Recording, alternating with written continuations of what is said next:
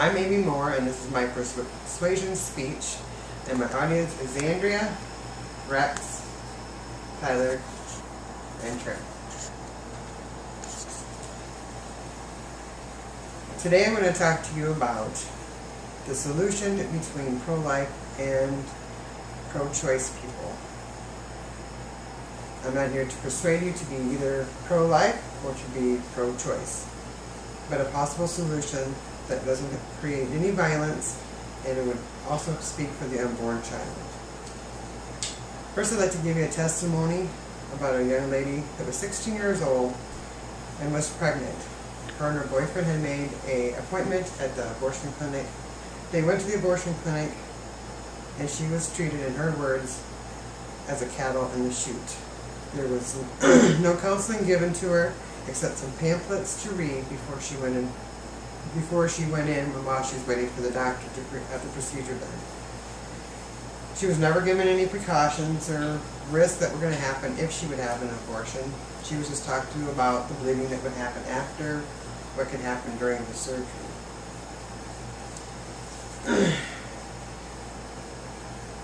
One thing that she regretted the most was that she didn't have any talk to her about the medical risks of a woman that has an abortion that can happen after. For every abortion that's done, there might be some risk, and she was never talked to about this. She was never offered any counseling services for the depression, and she did go through depression. She quit school, she went into a 3-year depression, finally sought counseling after having her abortion, sought counseling, and was on her way to mending. She ended up getting her GED, met a man, and they decided to have children. In the process of having children, they found out from her abortion that she had that she was not able to have children because it was automatic, seized out the sperm, so it was no good anymore. So I asked her if things would have been different if she would have had an ultrasound done prior to having her abortion. And she felt that they probably would. She said, if I could have seen that child, seen the look, just to see that child moving, she said that would have been a part of me. Being that I am a pro-life person, I've included some pictures to show you of a baby that is at 10 weeks old.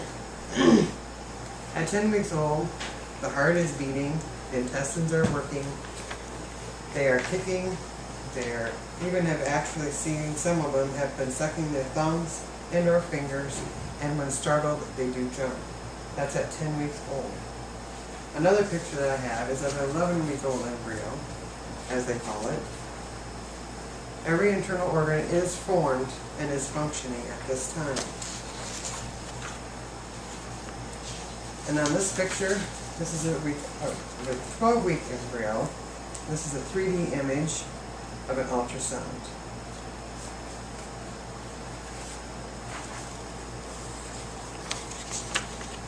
Their air is starting to come in, they're moving, and if you can see the child, this is all in the first trimester of a pregnancy.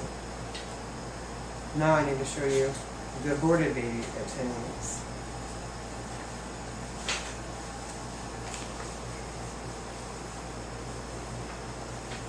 All the functionings of the baby on the aborted picture. You can see the hands, you can see the arms, you can see its face, you can see its intestines. Therefore, it is a baby. When you look at the pictures, you wonder, how could you end this precious life? Well, like I said, I'm not trying to persuade you to be pro-life, but at the same time, this is a dilemma that is faced by many, many young mothers, older mothers, that their life is going to be changed. If given the appropriate counseling before and after, and having a mandatory ultrasound done before they have the child and they see the child's outcome might be completely different. As a pro-life person, I would love to see abortion be illegal, and everyone think that it is wrong, and no one would even desire to do this. But reality is, it is going to happen. So I would rather, as a person, and as we as people, and as if a nation can work on a solution, not work it out in violence, this is an alternative way to get the point across. So speaking on behalf of that unborn child who has no voice, we use the picture to speak for that person, for that child. That way the person that's having the abortion can look at this picture and decide for themselves if this is something they would like to do. If that person were to choose to have the abortion, then there would be a mandatory counseling that would be offered to them in case there would be depression, medical things that would happen after having the abortion. If that person decided not to have the abortion, they would also have to have mandatory counseling for alternatives for them to do so that they know that their options are not just limited to being stuck with a baby for the rest of their lives. There is other alternatives.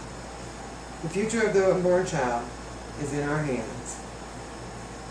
And if you are interested in making your voice known, I have provided a list of your government agencies that we can work this out together so things don't have to be violent. No bombing, no violence would have to be taken on the part of the unborn child.